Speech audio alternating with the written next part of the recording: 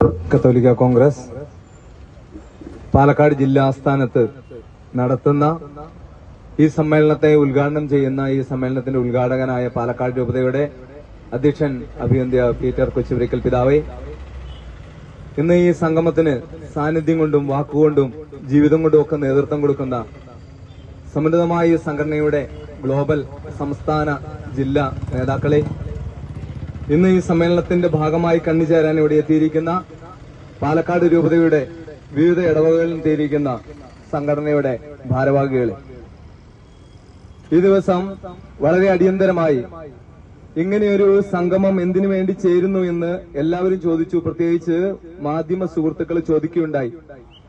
ഒരു ഇലക്ഷന്റെ സാഹചര്യത്തിൽ എന്തുകൊണ്ടാണ് പെട്ടെന്ന് നിങ്ങൾ ഇങ്ങനെ ഒരു സമ്മേളനം ചേരുന്നത്? അത് ഏതെങ്കിലും ഒരു രാഷ്ട്രീയ പാർട്ടിയെ സംരക്ഷിക്കുവാനോ അവരെ സപ്പോർട്ട് ചെയ്യുവാനോ വേണ്ടിയിട്ടാണോ എന്ന്.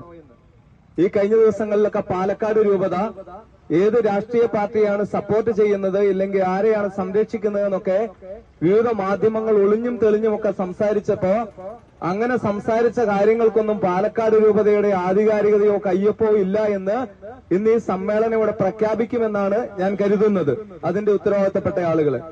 അപ്പൊ ഞാൻ അവരോട് പറഞ്ഞ ഒരു കാര്യമുണ്ട്. എന്തിനു വേണ്ടിയാണ് ഇങ്ങനെയൊരു സമ്മേളനം എന്ന് ചോദിച്ചാൽ ഒറ്റ കാര്യത്തിന് വേണ്ടിയാണ്. ഒരു വാക്കിൽ പറയുകയാണെങ്കിൽ അതൊരു സമൂഹത്തിന്റെ അതിജീവനത്തിന് വേണ്ടിയാണ്. അത് പാലക്കാട് ജില്ലയിലെ കത്തോലിക്കരായിട്ടുള്ള ക്രിസ്ത്യാനികളായിട്ടുള്ള ഏതെങ്കിലും ഒരു മതവിഭാഗത്തിന്റെ അതിജീവനത്തിന് വേണ്ടി മാത്രമല്ല, ഇവിടുത്തെ സമസ്ത മനുഷ്യരുടെയും പ്രത്യേകിച്ച് മലയോര ജനതയുടെ, കർഷകരുടെ, ഇവിടുത്തെ നെൽകർഷകരുടെ അതിജീവനത്തിന് വേണ്ടിയിട്ടാണ് ഇന്നിന്റെ സമ്മേളനം കൂടുക. ഞാൻ പറഞ്ഞ ഏതെങ്കിലും ഒരു സമയത്ത് പൊട്ടിവീണ ആവശ്യങ്ങളുമായിട്ട് തെരുവിലേക്ക് ഇറങ്ങുന്നവരല്ല പാലക്കാട് രൂപതയിലെ കത്തോലിക്ക കോൺഗ്രസിന്റെ അംഗങ്ങൾ. കാലങ്ങളായി ഒരു സമൂഹത്തിന് മുൻപിൽ വെക്കുകയും ഭരണകൂടത്തിന് മുൻപിൽ പലവരും ആവർത്തിക്കുകയും അവരുടെ മുമ്പിൽ ആവശ്യമായി ഉന്നയിക്കുകയും അതൊരു തെരഞ്ഞെടുപ്പ് കാലത്തും അല്ലാത്ത കാലത്തും പ്രശ്നങ്ങൾ ഉയരുന്ന സമയങ്ങളിലൊക്കെ അതുമായി കടന്നു വന്നവരാ. ഇന്ന് നമ്മളിവിടെ ഉന്നയിക്കുന്ന ഒന്നാമത്തെ ഒരു പ്രശ്നം കർഷകരുമായിട്ടുള്ള പ്രശ്നമാണ്. ആ പ്രശ്നത്തിലെ ഏറ്റവും ഗൗരവമായ പ്രശ്നം ഈ ദിവസങ്ങളിൽ തന്നെ നമ്മുടെ ജില്ലയിലേക്ക്, നമ്മുടെ സംസ്ഥാനത്തും ഭരിക്കുന്ന എല്ലാ നേതാക്കന്മാരും എത്തിയപ്പോ അവരുടെ മുൻപിലേക്ക് പത്രങ്ങളിലും പേപ്പറുകളിലുമൊക്കെ ആയിട്ട് എത്തിച്ചു കൊടുത്ത വാർത്തകൾ തന്നെയാണ് നമ്മളിവിടെ അവരുടെ മുൻപിൽ വെക്കുക. ഒന്നാമത്തെ കാര്യം എന്താ? ESI ആണ്. 14 വില്ലേജാണ് ഉൾപ്പെട്ടിരിക്കുക. ESIയിൽ ഉൾപ്പെട്ട് കഴിഞ്ഞു കഴിഞ്ഞാൽ ആ സ്ഥലത്തിന്റെ പ്രത്യേകത എന്താണെന്നറിയാം? ഏറ്റവും അവസാനത്തെ മാപ്പ് തയ്യാറാക്കി, പഞ്ചായത്തുകൾക്ക് മാപ്പ് തയ്യാറാക്കി കൊടുക്കാനായിട്ട് അവസരം കൊടുത്തു. ആ അവസരം കൊടുത്തവർക്ക് പഞ്ചായത്ത് ആ മാപ്പുകളൊക്കെ കൊടുത്തു. അങ്ങനെ കൊടുത്ത മാപ്പുകൾ തൊട്ട് ഇപ്പൊ ഏറ്റവും അവസാനം ബയോഡൈവേഴ്സിറ്റി ബോർഡിന്റെ വെബ്സൈറ്റിലോട്ട് ഒരു മാപ്പിന്റെ ചിത്രങ്ങൾ എടുത്ത് ഞാൻ ഇതിനെ മന്ത്രിക്ക് അയച്ചു കൊടുത്തു. ആ മാപ്പിന്റെ ചിത്രത്തിൽ ആ ചിത്രം കണ്ടപ്പോ ഒരു അതിശയമായി തോന്നിയത്, ഇത് ESI ഏരിയ എന്ന് പറഞ്ഞു കഴിഞ്ഞാൽ ഗവൺമെന്റ് ഉദ്ദേശിക്കുന്നത് മനുഷ്യർ താമസിക്കുന്ന കൃഷി എന്ന സ്ഥലങ്ങളെ ആണോ എന്ന് തോന്നിക്കുന്ന രീതിയിൽ നിറയെ വീടുകളെയും കൃഷിസ്ഥലങ്ങളെയും ഉൾപ്പെടുത്തിക്കൊണ്ട് തയ്യാറാക്കിയിരിക്കുന്ന ഒരു മാപ്പാണ്. ആ മാപ്പ് തയ്യാറാക്കാനായിട്ട് തയ്യാറായ പരിസ്ഥിതി ഡിപ്പാർട്ട്മെന്റ് ഉദ്യോഗസ്ഥന്മാരോട് ചോദിക്കുമ്പോ അവര് പറഞ്ഞു, അട്ടപ്പാടി പോലെയുള്ള പ്രദേശങ്ങളിൽ ഏതാനും ട്രൈബൽ സെറ്റിൽമെന്റുകൾ മാത്രമാണ്. അങ്ങനെയാണെങ്കിൽ ഉദ്യോഗസ്ഥർ മനസ്സിലാക്കിയിരിക്കുന്നത് അട്ടപ്പാടി മുഴുവനും ഒരു ട്രൈബൽ സെറ്റിൽമെന്റ് ആയിട്ടാണ് കണക്കാക്കിയിരിക്കുന്നത്. കാരണം എന്താ? അട്ടപ്പാടിയുടെ സിംഹഭാവവും ആ മാപ്പിൽ വന്നു എന്നുള്ളതാ. അട്ടപ്പാടിയിൽ മാത്രമല്ല, മണ്ണാർക്കാടുണ്ട്, പാലക്കയത്തുണ്ട്, കരിമ്പ പോലെയുള്ള, പൊറ്റശ്ശേരി പോലെയുള്ള ESI വില്ലേജിൽ പെടാത്ത വില്ലേജുകൾ കൂടി ഈ മാപ്പിന്റെ ഭാഗമായിരിക്കുന്നു എന്നാ പറയുക. അപ്പൊ അതിനൊരു കോർഡിനേഷൻ കമ്മിറ്റി ഉണ്ട്. എവിടെ? നമ്മൾ ഈ ഇരിക്കുന്നതിന്റെ തൊട്ടുപുറകിലുള്ള കളക്ടറേറ്റിലിരുന്ന് ആ കോർഡിനേഷൻ കമ്മിറ്റിക്ക് നേതൃത്വം കൊടുത്ത കളക്ടറിന്റെ അടുത്ത് അതിന്റെ പരാതിയുമായി വന്നപ്പോ കളക്ടർ പറഞ്ഞു, കളക്ടർ കൊടുത്ത ഒരു കാര്യത്തിൽ ഇനിയും കളക്ടറിന് തീരുമാനമെടുക്കാനായിട്ട് പറ്റില്ല എന്ന്. അപ്പോൾ പിന്നെ ആരെ ഇവിടെ തീരുമാനമെടുക്കുക? സാധാരണ കർഷകരോ? നമ്മളെ പോലെ തെരുവിൽ മൈക്ക് വെച്ചിട്ട് പ്രസംഗിക്കുന്ന നമ്മളോ? ഏതെങ്കിലും ഒരു സംഘടനയുടെ ഭാരവാഹികളോ? ഉത്തരവാദിത്തപ്പെട്ടവരുടെ കണ്ണു തുറക്കണമെന്ന് പറയാനായിട്ടാണ് ഇന്നത്തെ നമ്മുടെ ഈ സമരം, ഈ സമര പ്രഖ്യാപനം എന്ന് പറയുക. ഈ പ്രതിഷേധ ജ്വാല എന്ന് പറയുന്നത് അത് ഇന്ന് തെളിക്കുക. ഒറ്റ ദിവസം കൊണ്ട് അവസാനിക്കുന്നില്ല എന്നുള്ളതാ, ദീർഘിപ്പിക്കുന്നില്ല. രണ്ടാമത്തെ ഏറ്റവും ഗൗരവമായ ഒരു വിഷയം കേരള സമൂഹത്തെ, അല്ല ഭാരത സമൂഹത്തെ കാർന്നു തിന്നാൻ പോകുന്ന ഒരു വിഷയം എന്താ? ഇവിടുത്തെ വഖഫുമായിട്ട് ബന്ധപ്പെട്ടതാ.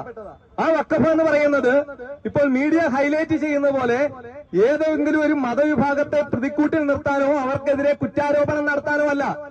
1995 ചിലരുടെയൊക്കെ കണ്ണീരൊപ്പാൻ വേണ്ടി അന്ന് കേന്ദ്രം ഭരിച്ചിരുന്ന സർക്കാർ കൊണ്ടുവന്ന ഒരു അമെന്റ്മെന്റാണ് ഇതിന്റെ അകത്തെ പ്രശ്നം. ഇന്നലെയും കൂടി നമ്മുടെ മന്ത്രിമാര് പറഞ്ഞു, ഇത് ഒരു നിയമപ്രശ്നമല്ല, ഭൂമിയുടെ പ്രശ്നമാണ് എന്ന് പറഞ്ഞു. പക്ഷേ ആ നിയമം പഠിച്ചിട്ടുള്ളവർക്കൊക്കെ അറിയാം ഇത് ഭൂമിയുടെ പ്രശ്നമല്ല, നിയമത്തിന്റെ പ്രശ്നമാണ്. അതുകൊണ്ട് നിയമത്തിലാണ് അമെന്റ്മെന്റ് വരേണ്ടത്. അപ്പൊ അതുകൊണ്ട് ഞങ്ങൾക്ക് ചില പ്രതിഷേധമുണ്ട്. ആ പ്രതിഷേധം എന്ന് പറയുന്ന വ്യക്തികളോടാണ്, അവരുടെ അഭിപ്രായങ്ങളോടും നിലപാടുകളോടുമാണ്. പക്ഷെ ഏതെങ്കിലും ഒരു മതവിഭാഗത്തോട് ഒരു പ്രതിഷേധവുമില്ല. ആ പ്രതിഷേധം എന്താ? മുനമ്പത്തെ സമരപ്പന്തലിൽ പോയിട്ട് ഞങ്ങൾ നിങ്ങളോട് കൂടെയാണ് എന്നും ഒരാൾ പോലും ഇവിടെ ഇറക്കി വിടില്ല എന്നും നിങ്ങൾക്കൊപ്പം സമരം ചെയ്യാൻ ഞങ്ങളുണ്ട് എന്നും ഞങ്ങൾ ജീവൻ കൊടുത്ത് നിങ്ങളെ സംരക്ഷിക്കുമെന്നും പറഞ്ഞ രാഷ്ട്രീയ നേതാക്കൾ അതെല്ലാം മറന്നുകൊണ്ട് അതിനപ്പുറത്തേക്ക് ചെന്നിട്ട് നിയമസഭയിൽ പോയി പ്രമേയം പാസാക്കുമ്പോ ആ ഒന്നൊരക്ഷരം പോലും ഉച്ചരിക്കാതെ അരുതെന്ന് പറയേണ്ടവൻ നിശബ്ദനായ അവന്റെ ഭീകരമായ നിശബ്ദതയ്ക്കെതിരെയാണ് ഈ പ്രതിഷേധ സമരം എന്ന് പറയുന്നത്. അത് മുൻപത്തെ ജനങ്ങളോടുള്ള ഐക്യദാർഢ്യം മാത്രമല്ല, അത് പിന്നെ എന്തുകൂടിയാ, ഏതൊരു കാര്യവും അറബിക്കടലിന് വരെയും അവകാശം ഉന്നയിക്കാൻ അധികാരം കൊടുക്കുന്ന ഒരു നിയമം രാജ്യത്തുണ്ടാക്കി വെച്ചിട്ട് അതിന്മേൽ ഒരു അമെന്റ്മെന്റ് കൊണ്ടുവരാൻ വരുമ്പോ അയ്യോ പാടില്ല എന്ന് പറയുന്ന ഒരു വിഭാഗം ജനത്തിന്റെ നീതിബോധമില്ലായ്മയ്ക്കെതിരെയാണ് നമ്മൾ ഈ സമരം നടത്തുക. അപ്പൊ അതുകൊണ്ട് ഞാൻ വിചാരിക്കുന്നത് ഇവിടുത്തെ കത്തോലിക്കരോ ഹൈന്ദവരോ മറ്റു വിഭാഗങ്ങളോ ഇത്തരം കാര്യങ്ങളൊക്കെ പറയുമ്പോ ചില നിരീക്ഷകർ വരും, അയ്യോ നിങ്ങളങ്ങനെ സംസാരിക്കാനായിട്ട് പാടില്ല. കാരണം എന്താ, നിങ്ങളങ്ങനെ സംസാരിച്ചു തുടങ്ങിയാൽ ഇവിടുത്തെ സോഷ്യൽ ഫാബ്രിക്സ് അങ്ങനെ നശിപ്പിക്കുകയാണ്, സോഷ്യൽ ഫാബ്രിക്സ് കീറിപ്പോവുക. ഇത്തരം ഒരു നിയമം നിലനിർത്തിക്കൊണ്ട് ഇവിടെ ഒരു സോഷ്യൽ ഫാബ്രിക്സിനെ സംരക്ഷിക്കാൻ കഴിയുമെന്ന് ഏതെങ്കിലും ഒരു രാഷ്ട്രീയക്കാരൻ വിചാരിക്കുന്നുണ്ടോ? അങ്ങനെ ഒരു രാഷ്ട്രീയക്കാരന് ചിന്തിക്കാൻ പറ്റാത്ത ഒരു കാര്യമാണ്. ആരാണ് ഇത്തരത്തിലുള്ള വർഗീയമായ മുതലെടുപ്പുകളിൽ ചരട് വലിക്കുന്നത് അവരാണ് ചിന്തിക്കേണ്ടത്, അല്ലാതെ നീതിക്ക് വേണ്ടി നിലവിളിക്കുന്ന ഇത്തരത്തിലുള്ള സംഘടനകളോ സംവിധാനങ്ങളോ അല്ല എന്നുള്ളതാ. അപ്പൊ അതുകൊണ്ട് ഒരു കാര്യം ഉറപ്പാണ്, ഇവിടുത്തെ മുസ്ലിം വിഭാഗങ്ങൾ പ്രത്യേകിച്ച് അവരെ ഞാൻ ഓർത്തുക. കാരണം അവരാണ് ഈ സമരത്തിനെതിരെ നിരീക്ഷകർ വരും, അയ്യോ നിങ്ങളങ്ങനെ സംസാരിക്കാനായിട്ട് പാടില്ല. കാരണം എന്താ, നിങ്ങളങ്ങനെ സംസാരിച്ചു തുടങ്ങിയാൽ ഇവിടുത്തെ സോഷ്യൽ ഫാബ്രിക്സ് അങ്ങനെ നശിപ്പിക്കുകയാണ്, സോഷ്യൽ ഫാബ്രിക്സ് കീറിപ്പോവുക. ഇത്തരം ഒരു നിയമം നിലനിർത്തിക്കൊണ്ട് ഇവിടെ ഒരു സോഷ്യൽ ഫാബ്രിക്സിനെ സംരക്ഷിക്കാൻ കഴിയുമെന്ന് ഏതെങ്കിലും ഒരു രാഷ്ട്രീയക്കാരൻ വിചാരിക്കുന്നുണ്ടോ? അങ്ങനെ ഒരു രാഷ്ട്രീയക്കാരന് ചിന്തിക്കാൻ പറ്റാത്ത ഒരു കാര്യമാണ്. ആരാണ് ഇത്തരത്തിലുള്ള വർഗീയമായ മുതലെടുപ്പുകളിൽ ചരട് വലിക്കുന്നത് അവരാണ് ചിന്തിക്കേണ്ടത്, അല്ലാതെ നീതിക്ക് വേണ്ടി നിലവിളിക്കുന്ന ഇത്തരത്തിലുള്ള സംഘടനകളോ സംവിധാനങ്ങളോ അല്ല എന്നുള്ളതാ. അപ്പൊ അതുകൊണ്ട് ഒരു കാര്യം ഉറപ്പാണ്, ഇവിടുത്തെ മുസ്ലിം വിഭാഗങ്ങൾ പ്രത്യേകിച്ച് അവരെ ഞാൻ ഓർത്തുക. കാരണം അവരാണ് ഈ സമരത്തിനെതിരെ സംസാരിക്കേണ്ടവര്. കാരണം എന്താ, ഈ നിയമത്തെ ആഴത്തിൽ പഠിച്ചു കഴിഞ്ഞപ്പോൾ അതിന്റെ അകത്ത് മനസ്സിലാകുന്ന ഒരു കാര്യമുണ്ട്, ഏതെങ്കിലും ഒരു മുസ്ലിം നാമധാരിയുടെ കയ്യിലിരിക്കുന്ന സ്ഥലം മേടിക്കാൻ ഇനി കേരളത്തിൽ ആരും ധൈര്യപ്പെടില്ല എന്നുള്ളതാണ് കാര്യം. ഏതെങ്കിലും ഒരു മുസ്ലിം നാമധാരിയിൽ നിന്ന് സ്ഥലം മേടിക്കാനോ മുസ്ലിം നാമധാരി കൈവശം വെച്ചിരുന്ന ഒരു കാര്യം ഏറ്റെടുക്കാനോ ആരും ധൈര്യപ്പെടില്ല. കാരണം എന്താ, വഖഫാണെന്ന് പറയുമ്പോ, വഖഫ് എന്ന് പറയുമ്പോ അത് ഈ ദൈവത്തിന് വേണ്ടി കൊടുക്കുന്നതാ. അതില് ജസ്റ്റ് എല്ലാ കാലത്തും അത് അങ്ങനെ തന്നെ ആയിരിക്കണമെന്നാ. അപ്പൊ ഏതെങ്കിലും ഒരാൾ വാക്കാൽ വഖഫാണെന്ന് പറഞ്ഞാൽ മതി. അപ്പൊ വാക്കാൽ വഖഫാണെന്ന് പറഞ്ഞു കഴിഞ്ഞാൽ ഏത് ഡോക്യുമെന്റിൽ പോയിട്ടാ നോക്കുക? പൊസഷൻ സർട്ടിഫിക്കറ്റ് നോക്കിയാൽ പറ്റില്ല, കരം കിട്ടിയ റെസീറ്റിൽ നോക്കാൻ പറ്റില്ല, എൻകംപ്രൻസ് സർട്ടിഫിക്കറ്റിൽ നോക്കിയാൽ പറ്റില്ല, നോൺ അറ്റാച്ച്മെന്റ് സർട്ടിഫിക്കറ്റിൽ നോക്കിയാൽ പറ്റില്ല, അങ്ങനെ ലൊക്കേഷൻ സ്കെച്ച് നോക്കിയാൽ പറ്റില്ല.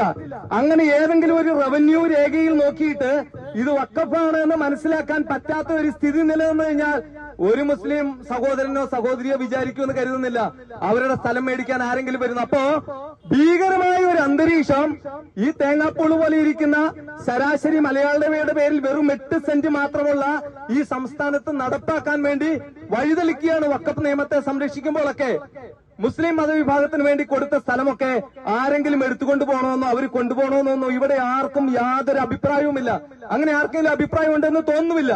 പക്ഷേ ഏറ്റവും സാധാരണക്കാരായ ആളുകൾക്ക് രജിസ്റ്റർ ചെയ്ത് കൊടുത്ത സ്ഥലത്തിന്മേൽ, അവർ കാലങ്ങളായി ജീവിക്കുന്ന സ്ഥലത്തിന്മേൽ, അവർക്ക് വിറ്റ സ്ഥലത്തിന്മേൽ, ആ സ്ഥലത്തിന്റെ മേൽ ഒരു അവകാശവാദം ഉന്നയിച്ചു വരിക. നമ്മുടെ ഇവിടെ ഇരിക്കുന്ന പൊതു ആളുകളുടെ ഒരു ധാരണയുണ്ട്, ഈ വഖഫ് ഇഷ്യൂവുമായി ബന്ധപ്പെട്ട് കേരളത്തിൽ ഏക സ്പോട്ട് ചെയ്യപ്പെട്ടിരിക്കുന്ന ഏരിയ എന്ന് പറയുന്നത് മുനമ്പമാണെന്ന്. അല്ല, പഠിക്കുമ്പോൾ മനസ്സിലാക്കുക, കേരളത്തിൽ 23 സ്ഥലങ്ങളിൽ വഖഫ് ഇതിനോടകം തന്നെ, വഖഫ് എന്ന് പറയുമ്പോൾ ഏതൊരു മതത്തെ അങ്ങനെ ഐഡന്റിഫൈ ചെയ്യുന്നു എന്ന് വിചാരിക്കരുത്.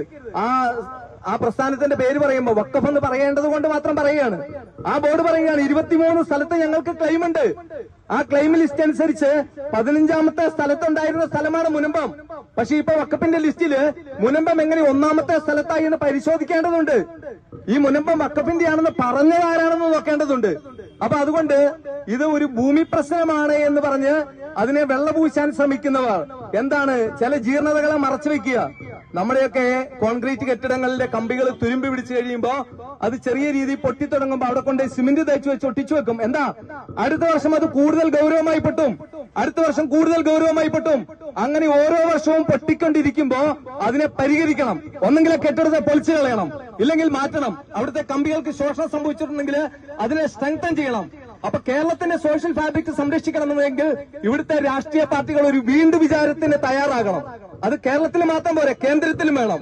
എന്തുകൊണ്ടാണ് ഈ പല നിയമങ്ങളും ഭാരത രാജ്യത്തിൽ നടപ്പാക്കിയ ഒരു ഭരണകൂടത്തിന് വഖഫ് പോലെ ഒരു വിഷയത്തിൽ വളരെ എളുപ്പമായിട്ട് എടുക്കാൻ പറ്റുന്ന ഒരു സമീപനം എന്തുകൊണ്ടാണ് എടുക്കാത്തതിന്റെ പിന്നിൽ ഒരു വിഷയമുണ്ട്.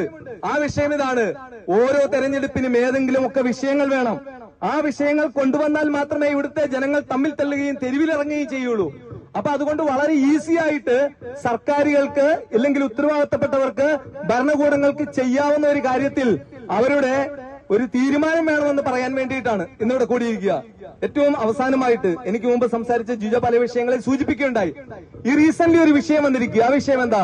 ഇവിടുത്തെ ഇലക്ട്രിക്കൽ ഇൻസ്പെക്ടറേറ്റിൽ നിന്ന് ഒരു നോട്ടീസ് ഇഷ്യൂ ചെയ്തിരിക്കുക കർഷകർക്ക്. അതെന്താ നോട്ടീസ്? നിങ്ങളൊക്കെ അവിടെ സോളാർ ഫെൻസിംഗ് നടത്തുന്നുണ്ട്, ഇല്ല വൈദ്യുത വേലികൾ വെക്കുന്നുണ്ട്. ആ വേലികളൊക്കെ ആധികാരികമാണോ എന്ന് ചിന്തിക്കാനായിട്ട് ഗവൺമെന്റിൽ നിന്ന് ഒരു ഓർഡർ വന്നിരിക്കുന്നു. അതുകൊണ്ട് ഞങ്ങൾ നിങ്ങൾക്കൊക്കെ ഒരു നോട്ടീസ് ഇഷ്യൂ ചെയ്യുന്നു. അതുകൊണ്ട് നിങ്ങൾ വെച്ചിരിക്കുന്ന മിഷനും കാര്യങ്ങളും ഒക്കെ എടുത്തുകൊണ്ട് ഞങ്ങളുടെ അടുത്ത് വരിക, ഇവിടെ പാലക്കാട് വരിക. എന്നിട്ട് അതിവിടെ ഏൽപ്പിച്ച് നിങ്ങൾ പോകുക. അതിനു മുമ്പ് നിങ്ങൾ വരുമ്പോ എന്ത് ചെയ്യണം? ഒരു പൊസഷൻ സർട്ടിഫിക്കറ്റ് എടുത്തുകൊണ്ട് വരണം, കരം കെട്ടിയ റെസീറ്റ് കൊണ്ടുവരണം, ലൊക്കേഷൻ സ്കെച്ച് കൊണ്ടുവരണം. ഇതൊക്കെ നമുക്ക് വീട്ടിൽ നമ്മളുടെ അലമാരിയിൽ അടുക്കി വെച്ചിരിക്കുന്നതല്ല. വില്ലേജ് ഓഫീസിൽ പോകണം, അവിടെ പോയി പൈസ അടയ്ക്കണം, കാത്തു നിൽക്കണം, വില്ലേജ് ഓഫീസറുടെ സൗകര്യം നോക്കണം. എന്നിട്ട് ഈ മിഷൻ കൊണ്ടുവന്ന് ഇവിടെ ഏൽപ്പിച്ചു കഴിഞ്ഞാൽ എത്രയാണ്? ഞങ്ങൾക്ക് സൗകര്യമുള്ളപ്പോൾ ഞങ്ങളത് തിരക്കനുസരിച്ച് ക്ലിയർ ചെയ്തു തരും. അപ്പൊ ഇവിടുത്തെ ആനയും പന്നിയും കുരങ്ങും മുള്ളംപന്നിയും മറ്റ് ജീവജാലങ്ങളും ഒക്കെ നമ്മുടെ പറമ്പിൽ വന്ന് കാത്തു നിൽക്കും. എന്തിനു വേണ്ടിയിട്ട്? മിഷൻ വെച്ചിട്ടില്ല, വേലിയില്ല. അതുകൊണ്ട് ആ പാവങ്ങൾ വേലി വെച്ചതിന് ശേഷം നമ്മുടെ പറമ്പിലേക്ക് കയറാമെന്ന് കരുതി കാത്തു നിൽക്കുമെന്ന് കരുതുന്ന ഒരു രാഷ്ട്രീയ മൗഢ്യം, ഇല്ലെങ്കിൽ ഇത്തരത്തിലുള്ള ഉദ്യോഗസ്ഥന്മാരുടെ ഉത്തരവാദിത്വമില്ലായ്മ അവസാനിപ്പിക്കണമെന്ന് പ്രഖ്യാപിക്കാനും കൂടെ വേണ്ടിയിട്ടാണ് നമ്മൾ ഇന്നിവിടെ കൂടിയിരിക്കുക. അപ്പൊ അതുകൊണ്ട് നമ്മുടെ ഒരു കർഷകനും പോകാൻ പോകുന്നില്ല എന്ന് ആ നോട്ടീസ് ഇഷ്യൂ ചെയ്തവരോട് പറയാൻ വേണ്ടി കൂടിയാണ് പറയുന്നത്. വേണമെങ്കിൽ ശമ്പളം മേടിക്കുന്നവരല്ലേ, നമ്മുടെ നികുതി പണത്തെ മേടിക്കുന്നവരല്ലേ, വന്ന് നമ്മുടെ പറമ്പിൽ പരിശോധിക്കട്ടെ. ഞാൻ ഈ കഴിഞ്ഞ ദിവസം അട്ടപ്പാടിയിലെ കുറുക്കംകുണ്ട് എന്ന് പറയുന്ന സ്ഥലത്തെ ആളുകളോട് പറഞ്ഞു, ഇങ്ങനെ ഒരു കാര്യം വരുന്നുണ്ട്, നിങ്ങളെല്ലാവരും അവിടെ സ്വന്തം കയ്യിൽ നിന്ന്, കാരണം ഗവൺമെന്റ് കറണ്ട് കൊടുത്തിട്ടില്ല, സ്വന്തം കയ്യിൽ നിന്ന് കാശ് മുടക്കി അവിടെ സോളാർ വെച്ച്, സോളാർ ഫെൻസിംഗ് വെച്ച് നിങ്ങൾ അവിടെ വൈദ്യുത വേലി വെച്ചിരിക്കുക. അപ്പൊ അത് പരിശോധിക്കാൻ വേണ്ടി അതിന്റെ മിഷൻ പാലക്കാടേക്ക് കൊണ്ടുവരണം. ഞാൻ അവർ പറഞ്ഞ കാര്യം കൃത്യമായി പറയുന്നില്ല. ഒരു ഉദ്യോഗസ്ഥനും വന്നതുപോലെ തിരിച്ചു പോകില്ല എന്നാ പറഞ്ഞത്. കാരണം എനിക്കത് പറയുന്നതിന് കുറച്ച് പരിമിതികൾ ഉള്ളതുകൊണ്ട് പറയാം. കാരണം എന്താ? പാവപ്പെട്ടവൻ വിയർപ്പെടുക്കുന്ന കാശ് കൊണ്ട് അവന്റെ പറമ്പിൽ ഗവൺമെന്റ് കറണ്ട് കൊടുക്കാത്ത സമയത്ത് ഒരു വൈദ്യുത വേലി സ്ഥാപിച്ചിട്ട് അതിന്റെ ആധികാരികത പരിശോധിക്കാൻ വരുന്ന ഉദ്യോഗസ്ഥൻ ആ വന്ന രീതിയിൽ അങ്ങനെ തന്നെ തിരിച്ചു പോകില്ല എന്ന് പറയാനുള്ള ആർജവത്വമുള്ള ആളുകളായി നമ്മുടെ കർഷകർ മാറി എന്ന കാര്യത്തിൽ എനിക്ക് വലിയ അഭിമാനമുണ്ട്. അപ്പൊ അതുകൊണ്ട് നമ്മളുടെ കർഷകരുടെ, സാധാരണക്കാരന്റെ ഏറ്റവും നീറുന്ന പ്രശ്നത്തെ ഉത്തരവാദിത്തപ്പെട്ടവരുടെ മുൻപിലേക്ക് കൊണ്ടുവരാൻ, അത് ഇന്നലെയോ മിനിയാന്നോ ഈ കഴിഞ്ഞ ദിവസങ്ങളിലോ പൊട്ടിവീണ വിഷയങ്ങളല്ല. ആ വിഷയങ്ങൾ എന്ന് പറയുന്നത് കാലങ്ങളായി മാറി മാറി ഭരിക്കുന്ന സർക്കാരുകൾക്ക് മുൻപിൽ കൊണ്ടുവന്നതിനെ ഒരിക്കൽ കൂടി അരക്കിട്ടുറപ്പിക്കുവാനും അവതരിപ്പിക്കുവാനും കണ്ണു തുറക്കുന്ന രീതിയിൽ അവരുടെ മുൻപിൽ പ്രഖ്യാപിക്കുവാനും വേണ്ടിയിട്ടാണ് ഇന്നത്തെ നമ്മുടെ ഈ സമരമെന്ന് ഒരിക്കൽ കൂടി ഓർമ്മിപ്പിച്ചുകൊണ്ട് അവസാനിപ്പിക്കുന്നു. നന്ദി, നമസ്കാരം. Thank you for watching. Our subscribers to be continues Dusty Media.